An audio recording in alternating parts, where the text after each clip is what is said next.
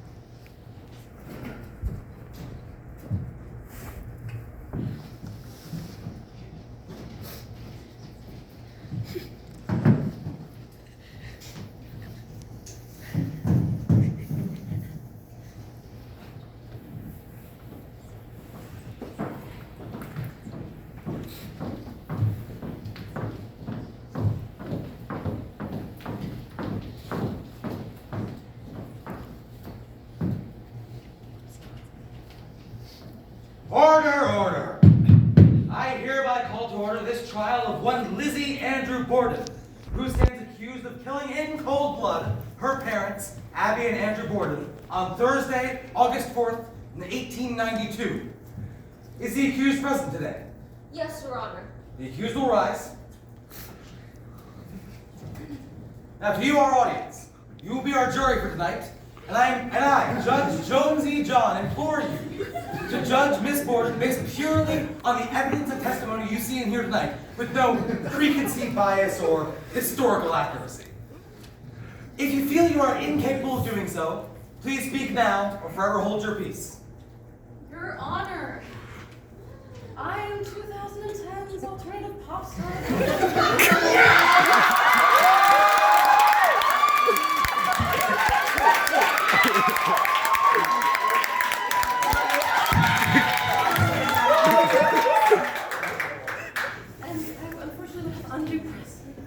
Undue influence on the jury. Overruled. Please return to your seat, Miss Del Rey. Now, ladies and gentlemen of the jury, your task tonight is to determine whether or not the evidence proves beyond a reasonable doubt that Miss Borden did willfully, feloniously, and with malice aforethought kill and murder Abby Borden, and did willfully, feloniously, and with malice aforethought kill and murder Andrew Borden. Ms. Borden, how do you plead? Not guilty, Your Honor. You may return to your seat. The prosecution may now call their first witness. The prosecution would like to call Miss Bridget Sullivan to the stand.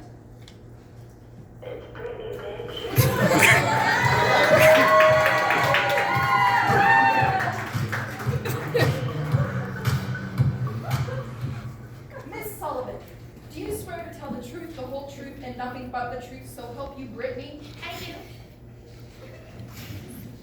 Miss Sullivan, what is your relationship to Borden's? I'm their living maid. And Miss Sullivan, would you please elaborate on the events that happened on the night of August 4th, 1892? On Thursday morning, I was doing my duties as a housemaid, working mostly in the kitchen. I didn't know Miss Borden had even died until they found her when they came to the father. At about 10:30, Mr. Borden returned from town and called for me to unlock the door, which I found odd. What was even more odd is it took me great difficulty to open it, and I think I heard Lizzie upstairs laughing. You think, or you know? I know I heard her laughing, but I do not know from where. At around 11-ish, after I had returned to working in the kitchen after letting Mr. Borden in, I heard Lizzie scream, "Bridget, come here! Father's dead. Someone came and killed him. So I came into the parlor, and it was awful. There was blood everywhere, and I blacked out. Thank you. No further questions, Your Honor. The defense may cross-examine the witness.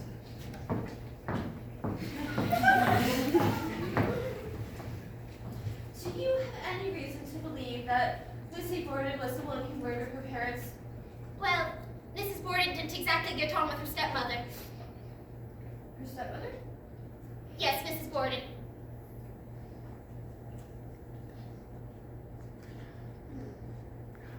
No further questions. You're dismissed. The prosecution may now call the next witness. The prosecution would like to call Miss Alice Russell to the stand.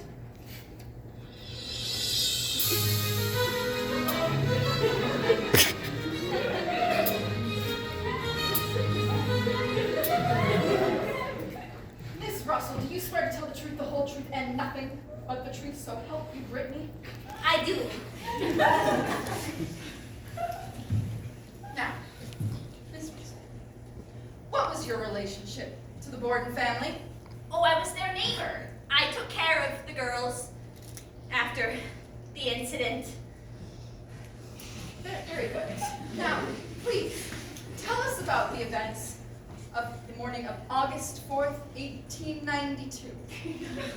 Well, the morning itself was uneventful. I didn't even realize that anything had occurred until later in the day when the whole neighborhood became a ruckus of all the police and all the neighbors trying to figure out what was going on.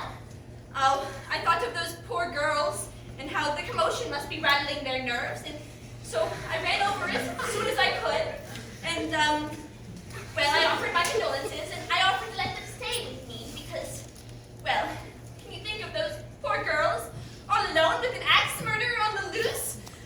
What if he came back? I can't even imagine what... Miss Russell, focus, please. Now, did you notice anything about Miss Borden's behavior that might be considered odd? Well, Lizzie's always been a little bit odd, but, I did notice that later that night she came into the kitchen and she said that her dress had gotten paint all over it, and so she had to burn it. And she asked me to find the kerosene, and so I went down to the basement with her, of course, and then I let her go out to the barn, and I suppose she must have burned it because she came back in much less nervous than she had been before. Thank you. No further questions, Your Honor. Defense? Is it true that the dress that Lizzie burned was the same dress that she wore when she murdered her parents? Well, I hadn't even considered that. Yes or no? Well, no. Okay. No further questions, Your Honor. Ms. Russell, you're dismissed. Thank you, sir. Next witness, prosecution. The prosecution would like to call Detective George Allen to the stand.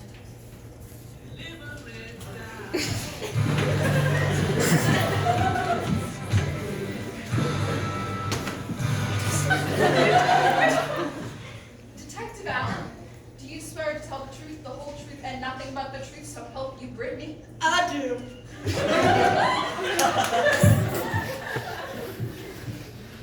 Now, Detective Allen, tell us about the events that transpired on the morning of August 4th, 1892. Well, on August 4th, Mr. Borden went to a meeting in town around 9 a.m., leaving the Miss Bridget Sullivan, the Miss Borden, and the Mrs. Lizzie and Emma in the home. Sometime between the hours of 9 and 10, not sure exactly when, Miss Borden went upstairs to make the guest to bed. I believe it is around this time that she was murdered. Now, as the one who conducted the investigation, I can tell you that Miss Borden was killed while she was facing the killer with first a whack to the ear and then 17 whacks after that. A whack? Yes, but with a hatchet, like whack! Now, as Miss Borden lay deceased, at around 10:30, Mr. Borden returned to the home, where he called upon Bridget to let him back in. And around 11, he went to the parlor to take a nap, which is where he met his demise. He was whacked through the eye, straight through. It was real nasty. And around 11:10, Miss Borden came and found him, in which I was called immediately, and I conducted the investigation. I'll tell you, worst homicide I've ever seen. Thank you. No further questions, Your Honor. Defense. Mr. Allen, is it true that you stood watch outside of the Borden home all night? Is that correct? Yes, sir. And is it true that you saw Miss Borden burn the dress at 2 in the morning? Yeah. And you thought that was suspicious? I mean, yeah, but woman. No further questions, Your Honor. Dismissed, Mr. Allen.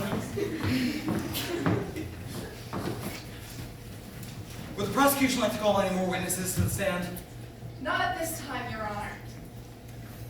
Then would the defense like to call their first witness?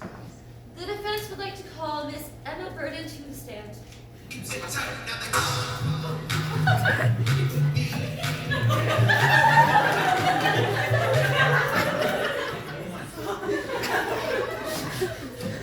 Miss Borden, do you swear to tell the truth, the whole truth, and nothing but the truth, so help you Brittany? I do. Miss Borden, day of August 4th, 1892? Taking care of my son. You have a son? Yes. His name is Gregory. Right, but where were you in the house specifically? Upstairs.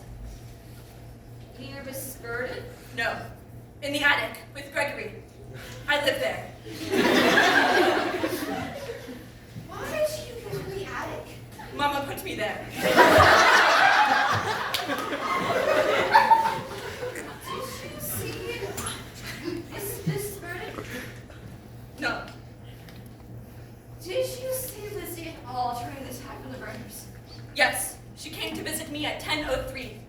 She gave Gregory a kiss on the cheek. Did you see anything off with Miss Borden? No. Okay, no further questions, Your Honor. The prosecution may now question the witness. Miss Borden. Is it possible that in the time between when Lizzie came in to visit you and the time when Mr. and Mrs. Borden were murdered, that she could have committed the murder? I'm not good at math.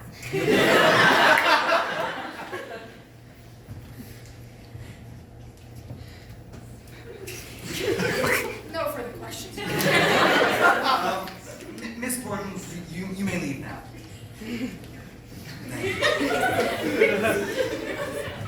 Does the defense have any more witnesses they would like to call? The defense would like to call Miss Lizzie Borden to the stand.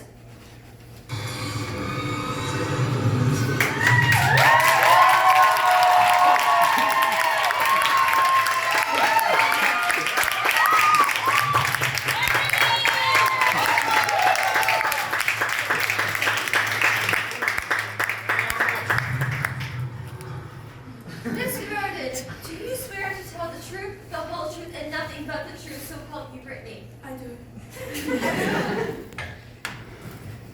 So, where were you on the morning of the murders on August 4th, 1892? Okay, so this is what happened. I woke up. I was feeling so unwell, so I slept in, of course. But I am a good girl. So I came downstairs to do my chores, which was cleaning the windows, and that was like at 10:15. And then I was like, ooh, I need something from the barn. So I went to the barn around like 10:30. And then, when I'm coming back, I hear this like booming sound. And I just rush in, and I see Father in the parlor. You found him dead? Yes, well, I guess yes. The blood on the floor. No. And you saw blood on his face? Well, yeah. And you saw the eyeball hanging down from his face? Ew, no. And you presumed him dead? Well, yeah. I mean, if you had seen that much blood, you would have assumed the same. And your stepmother? Well, that'd be loving stepmother. I did not see her, but they found her when, like, they came for father and they found her. Who was they? So that kind of like detective, Mr. Allen, and Liz. Okay, no further questions, Your Honor. Prosecution, your witness. Miss Borden, was this the dress you wore the day of the murder? I need a banana.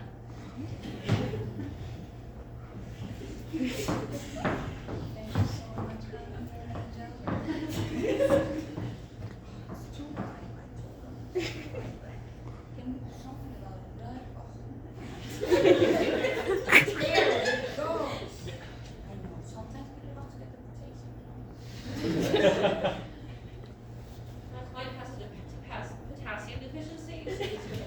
Be that as it may, just answer the question, Miss Borden. You're 5 seconds, I'm eating, man. There you go. So dramatic, holy shit.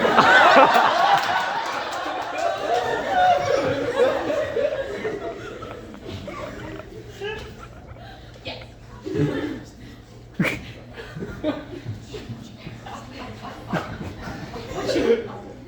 Would you care to explain how it got Would you care to explain how it got covered in blood? Well, I was, you know, like, I don't know. I was Yes? on my period. No further questions. Does defense have any more witnesses to call? The defendant rests her case.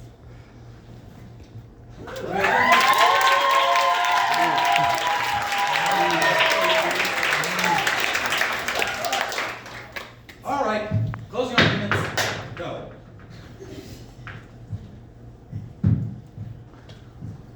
On the morning of August 4th, 1892, Lizzie Borden had an axe and gave her mother 40 whacks. And when she saw what she had done, she gave her father 41. I rest my case.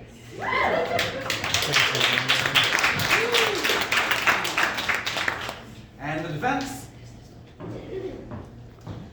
Lizzie Borden did not kill her parents. She loved her parents. Well, She tolerated her parents. And, well, yeah, there was blood on the dress. She was, well, you know. And also, if you find her guilty, you're a misogynist. I rest my case.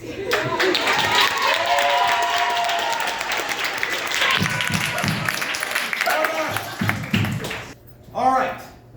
Now, the time has now come for your task, members of the jury. If you think Ms. Borden here is not guilty, please raise your hand. If you think Ms. Borden is guilty, please raise your hand.